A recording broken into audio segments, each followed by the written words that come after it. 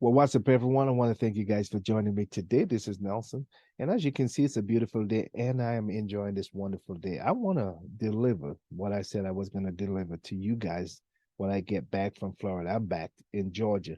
And I told you guys when I get back, I was going to make this video concerning my experience in Sanford, Florida with the bikers. You know, we hear things sometime about places, about people, about things, and we have no proof about it, and we believe it, and we just live our life that way, or we just acted it out. We act upon what we heard, we act upon what we believe, and sometimes there's no proof of truth in the whole thing. And then when we find out, it's like, oh my goodness, why did I do that? Why did I say that? Why did I believe? I know I shouldn't have. I should not have believed him. We because we now came into the truth that what we was told, it wasn't true at all. So I said that to say this. There was some things that I've heard growing up about bikers, and their attitude and how they do life and how they treat people and things like that. Sometimes you even seen it portrayed in movies. They're rough and tough, and they're bringing in the bikers and the gang and all these different things, and you see them in real life, and that's how you perceive them. And a lot of times, again, it's not true. I love what the text said. Oh, taste and see that the Lord is good. There's something that we can use in life to say, before you judge something, taste it and see. Try it to see. Give it a chance to see if it's what they say that it is. Because even if I recommend a good restaurant to you, you got to go there and taste it to see if the food is really as good as they said that it is. And then you heard some people say, well, they are overrated. They're not like what they said that they are. People are saying this, but to me, they're overrated because it doesn't taste as good as they say it is. So you got to taste, you got to try, you got to give it a chance and see for yourself if it's true. Now, here's my experience. It's Bikers Week. We are there as a family, spontaneous trip. We decided to go out and eat with the family. And we went to a beautiful restaurant, really nice. Man, those people there, oh, they are just so wonderful, loving, kind. It's just a nice atmosphere. And they're all different kind of people in there. Bikers, non-bikers, because it's Bikers Week and people not gonna stop going out because bikers are there. So as we were in the restaurant, I decided to go back to the buffet to get something else. And while I was in line, like everyone else, in front of me, next to me, was a couple of bikers. And it's like your mind is like, I better leave these guys alone. I'm not going to talk to them. But in yourself, your awareness of yourself, of your true self, is like, I am love. Love engage. Love see people through the eyes of the creator. That's point number one. See people through the eyes of the creator, even though in your mind, what you heard growing up is saying that they're rough, they're tough, and they act this way, and all these different things. Within yourself over here, your awareness, it is love. See them through the eyes of love. Number two, you got to give them a chance. You got to give it a chance. It's like a book. They say, don't judge a book by its cover. You got to give the book the chance. Open the book, and not just the title, but read it. Read of it. Read the book to see if the book is measure up to what the title says. So see them through the eyes of love. Give them a chance. So here I am with all these thoughts going through my mind, and I'm like, okay, they're bikers. I better leave them alone. They'll talk, you know. And with the 99% of the thought from what I've heard growing up, and the 1% of thought that is like, well, they're human beings just like me. Why can't I talk to them? And I'm going back and forth with this thing. I blowed it out. Hey man, do you guys do this all the time? And he's like, yeah, we do that. Every year we have this going on, and we go different places. And the conversation was just so pleasant. I'm like, whoa, we had a wonderful conversation. See, I have to override that 99 things that was trying to pop into my mind of what would have gone wrong or what would they say or how I perceive them from past experience of what people have said. That 1% that I had to use that 1% to override this 99%, like they said. Sometimes you have to separate yourself from the mass mind, from the way they're thinking, from all the negative things. You heard people are saying, oh, recession. You heard people say how bad things are. You heard people say that there's no love in this world. And you can have this 1% over here that is still seeing things through the eyes of the creator, seeing love and seeing provision that there's there for everyone. You see, as God, as the scripture said, God is the source of your life. He is your supply. He promised to supply all of your needs. When over here they're saying that, oh, we're running out of food and we're not going to have enough for everybody. You got to be able to separate yourself from the mass and use that 1% of courage to overcome that negative thinking. I had to use that 1%. And here's another point again, where the text said, and Jesus left the 99 and went up to the one. He used that one. That one was important. The one was so important. The 1%. You heard him talk about 1% of the rich and 1% of what they're doing, what the 1% is doing. You see, the 1%. And I love again, there's another one that keep flowing, where it says one with God is a majority. You see, you can stand alone on what you believe and act on it, and it benefits you. It just creates so much. It creates so much more with that 1% of courage that I mustered up to talk to this man, these bikers that most people think they are so rough and so tough and all these different things. It evolved into a wonderful conversation, wonderful experience. I've you know when we heard things, and this is another point. I don't know how many I already give you, but this is another one. We have to examine it. We have to give it a chance. We have to taste it for ourselves. We have to see so that we can make that decision whether what we heard someone has told us, the information that they have given us, whether it's true or not. We have to examine that for ourselves. I can tell you from right now that me and my wife, our family, we had such a wonderful experience. Even though everybody was out enjoying their bike, it was a wonderful weekend. The weather was nice. I mean, just to be able to interact with people that you thought that would have because they look different, because they act, you heard something else negative about them, you heard some things about them. Just to be able to see the opposite of what you heard, the opposite of what you think they are, to me it brings joy. I can just see the love.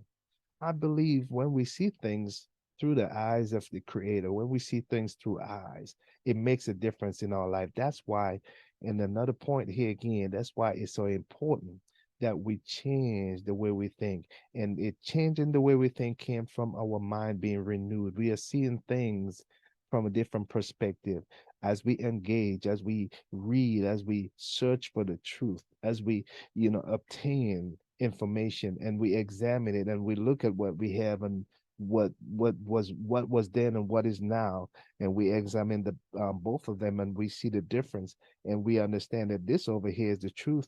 Now we begin to act on it because we can see the evidence of it, that there is love in this whole world. Most time people tell you there's no love in this world. They say everybody's out to get over on someone else. Everybody's just looking out for themselves. That is not true. It's not true at all. But if your mind is not open to receive, if your mind is not open to think beyond, to go beyond the border, to go beyond where you are.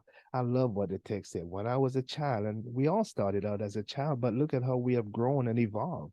When I was that's the past. When I was a child, I think as a child. Now I am an adult. Now I grow, I evolve.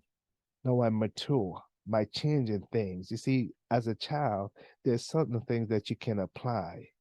It applied there, but when you come to an adult, it changes. Even your desire changes. Even the things that you so desire, when you was a child, you want a toy car. When you're an adult, you want the real things. But how do you know which one is real? How do you know which one is real? You see, when you get to an adult, you got to go to work. You can't drive a toy car to work. You want to take the spontaneous trip. You need the real thing because what the real thing can do because of how you have evolved, how your knowledge of the real thing and the not the real thing has changed. You have evolved in your wisdom and knowledge and understanding, which is part of your being, which is part of you, because you're a spiritual being. You have that mind of God. There's only one mind. It's just like I always tell people, look, there's only one knife. People might call it a butcher knife, people might call it a hunt knife, but it's only one knife. If you put it on the table, that one person pick up picked up that one knife and they peel some potato, you put it back on the table. The one person picked up that knife and it probably hurt somebody. It's just one mind. It's how we think. One mind, the mind of God. But how do we use it? That makes a difference. How do we think? It makes a difference. As a man think, he becomes. If you're thinking positive, you becomes positive. If you're thinking negative, you're going to experience that in your life. So my experience in Sanford taught me that, again, it's reminding me again, you don't judge the book by its cover. And you can take that 1%, like I said, with God. One with God is a majority. That 1%, that mustard seed faith, you can use that mustard seed faith to grow and to evolve into something big and believe and as it grow, you begin to believe for bigger things. What I've heard and what I've seen is two different things. What I've experienced is a whole different ball game. So that was my experience in Sanford. And it was a wonderful weekend. It was a wonderful weekend to the point that I'm thinking, I think I better learn to ride a bike. I don't know if my wife will allow it. Like, I think I better learn to ride a bike. But when you change your thinking, it will change your lifestyle. But you have to know what is the truth. Like they said, the truth will make you free. You see, the truth is something that will never change. That's the only truth. The truth is what will never change. And what like I love what the text say. God is the same yesterday, today, and he remains the same tomorrow. He never changed. And God is love, God is peace, God is joy, and all that is inside of you. Just like a car. You're gonna need a little spark, you're gonna need a little jump start. Once you get a jump start, you keep rolling. Sometimes you just need a little encouragement. Sometimes you just need someone to show you what road to take. Sometimes that's all you need. Hey, how do I get to such and such? Or you just go that way and make a left and a right. And you go, you make a left and a right, and you're there. Life is good. Life is wonderful, but it's how you make it. One of the greatest gifts that we have is to be able to think. As a man think, he becomes. No one can stop you from becoming what you want to be. I've seen people who thought that because of their family background and because of where they are, that where they're at the present time, that they will never be able to they feel like that's where they were supposed to be. That's their destiny, and they never make any strive or any kind of never give themselves a chance to even take a chance to move forward. They just stay right there, live, born there, live there, and stay right there, die right there. Yeah, but it's up to you. What do you want to experience in life?